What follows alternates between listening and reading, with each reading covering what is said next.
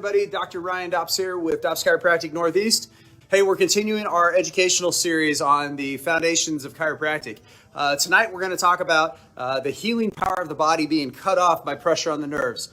In chiropractic, we refer to this as the subluxation.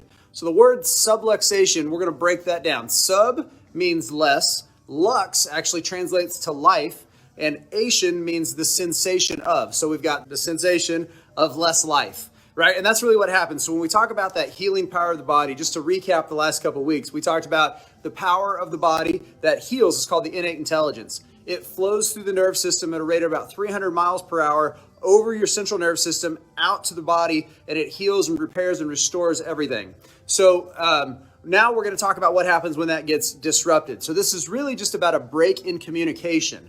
Remember we talked about the nerve system being a communicating pathway. We've got signals coming down from the brain, going out to the body, and the body sending signals back up through the nerve system up to the brain to tell the brain what's going on with all those sensor receptors and all that. So when the bone gets out of place and puts pressure on the nerve, that stops that flow of intelligence, that innate intelligence through the nerve system, and stops it from getting to the tissue.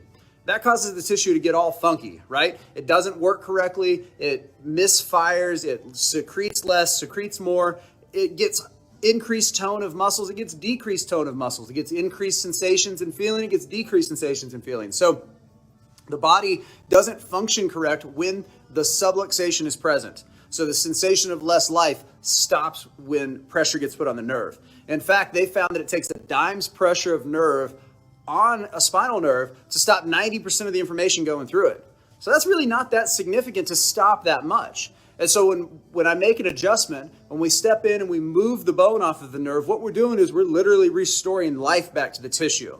So, the tissue downstream could be anything, right? It could be a gland not secreting correctly. It could be a muscle not contracting correctly. It could be skin that's not feeling correctly. And as we restore the flow of life to it, life returns back to it.